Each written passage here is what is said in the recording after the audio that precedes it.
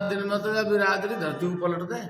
अगर इसके दिमाग में बात आ जा कि हमें महाकुंभ करना, तो 15 दिन में तो धरती को पलट दे। चुनाव तो एक ही दिन में हो, नेता नहीं बदलते हैं। एक दिन में जब चुनाव में सांसद विधायक बदल सके, तो एक दिन में भिवानी का नक्शा नहीं बदल सकते। 25 फरवरी में अभी 15 दिन है, और 15 दिन में यदि भिवानी का क्षत्रिय समाज, राजपूत समाज अपने मान सम्मान को बचाने के लिए इकट्ठा होने का मन बना ले, तो भिवानी में पैर रखने की जगह नहीं होगी। और हमारे लिए समय कम नहीं है, हमें तो 1 घंटे का भी समय मिल जाए वो भी ज्यादा है। 5 दफा।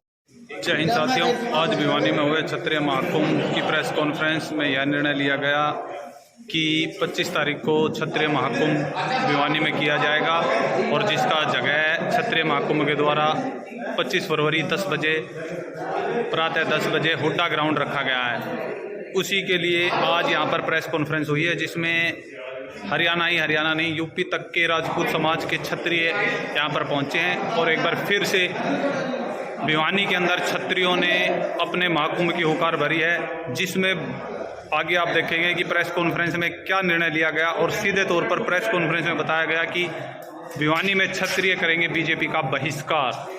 नमस्कार। आज भिवानी के अंदर एक प्रेस कॉन्फ्रेंस का आयोजन जो क्षत्रिय समाज द्वारा किया जा रहा है। यह आयोजन, जैसे कि आप सबको पता है कि क्षत्रिय समाज ने 18 अक्टूबर में 2023 में एक महाकुंभ कैथल के अंदर किया गया था, और वो भी मैं आपको बता दूं भी किस विषय को लेकर किया गया था। राजपूत समाज के ऊपर जो हरियाणा की सरकार है और जो संगठन के कुछ लोग हैं, उनके द्वारा राजपूत समाज के ऊपर लाठीचार्ज कराया गया था। उसी को लेकर राजपूत समाज ने कई महीनों तक, कई दिनों तक एक धरना प्रदर्शन कलायत के अंदर और एक धरना प्रदर्शन तिगड़ाना गांव के अंदर जारी रखा था।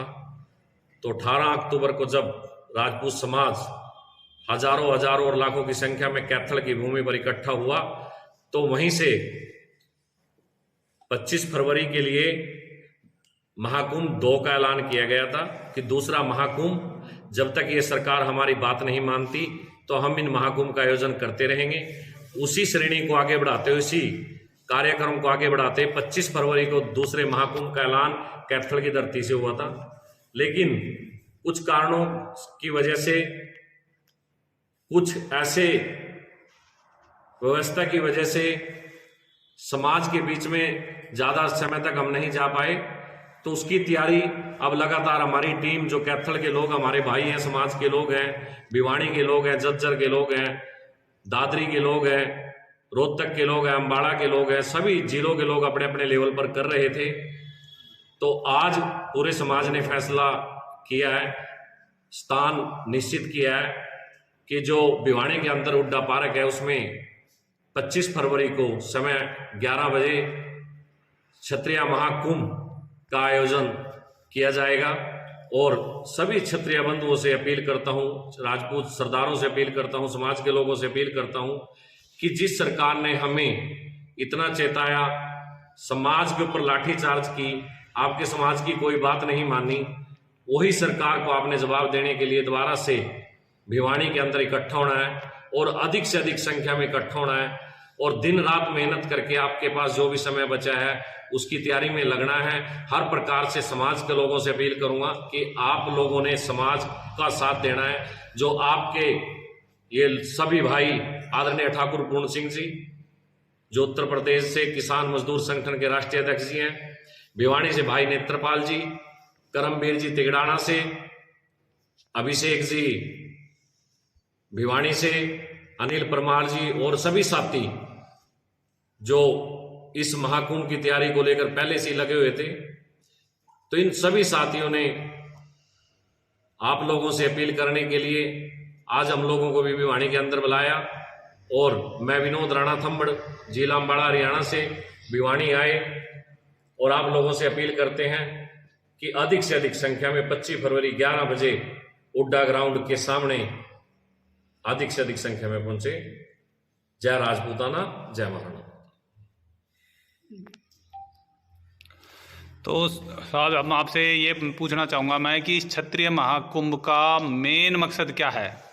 क्षत्रिय महाकुंभ का मेन मकसद ये है कि जो सरकार हमारे ऊपर अत्याचार कर रही है, जिस सरकार को हमने सत्ता में बिठाया, राजपूत समाज ने अपने तन और मन से इसको हमेशा सींचा है, ये पार्टी, ये संगठन, ये सरकार हमारे खिलाफ है और ये हमारे अधिकारों से वंचित रखती है। ये हमारी बात को नहीं सुनती।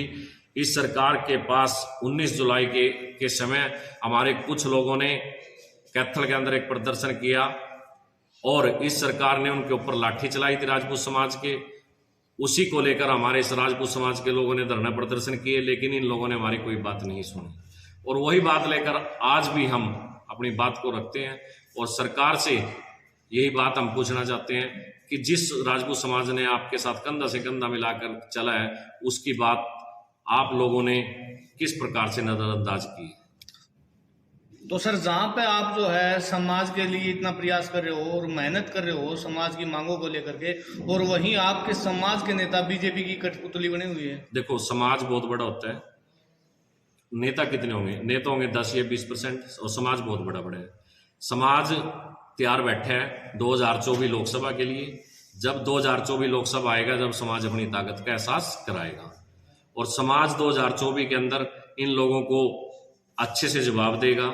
जो समाज के नेता पार्टी की चटुकारिता में लगे हैं, उनका कोई अस्तित्व नहीं है, वो सिर्फ पार्टी से महत्व रखते हैं और ये समाज की पीड़ा को नहीं समझते। जो अपने महापुरुषों के इतिहास को नहीं बचा सकते, जो अपने महापुरुषों के नाम के साथ खिलवाड़ कर सकते हैं, उनको मैं राजपूत समाज से जुड़ा नहीं मानता। तो ये तो राजपूत समाज के योद्धा हैं, उनको बचाने के लिए राजपूत समाज का बच्चा हमेशा खड़ा है। तो आपका जो मंच होगा वो सामाजिक मंच होगा या कहीं ना कहीं राजनीति से प्रेरित मंच होगा? नहीं, सामाजिक मंच होगा। राजनीतिक में खासकर बीजेपी वाले लोगों के लिए उस मंच के ऊपर कोई जगह नहीं होगी। अब आगे की कार्रवाई ठाकुर पूर्ण सिंह जी बताएंगे।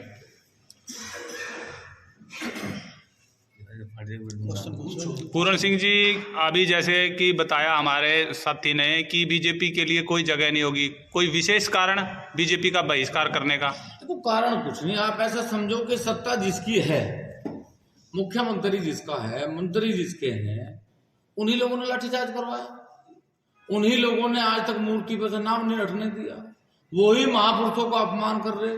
भी जिसकी सत्ता है उसका ही विरोध है। मान लिया हमारी यदि बात नहीं सुनी जाती और कल ये बीजेपी सरकार ना होकर हरियाणा में कांग्रेस की सरकार आ गई, तो विरोध तो हमारा कांग्रेस से भी रहेगा, क्योंकि जब तक हमारे महापुरुषों को सम्मान नहीं मिलेगा, जाति को हमारी सम्मान नहीं मिलेगा, जब तक ये आंदोलन जारी रहेगा। चाहे सरकार बीजेपी की हो, चाहे कांग्रेस की हो, चाहे इन लोगों का हमें क्या मतलब है? हमें तो मतलब ये है कि जो हमारे महापुरुषों के मान सम्मान के साथ छेड़छाड़ करेगा, उसका हमेशा हम विरोध करेंगे। और संघर्ष समिति ने निर्णय लिया, पहले भी संघर्ष समिति किसी के खिलाफ नहीं है। सरकार बीजेपी की है तो विरोध भी बीजेपी का होगा, सरकार कांग्रेस की होगी तो कांग्रेस का करें।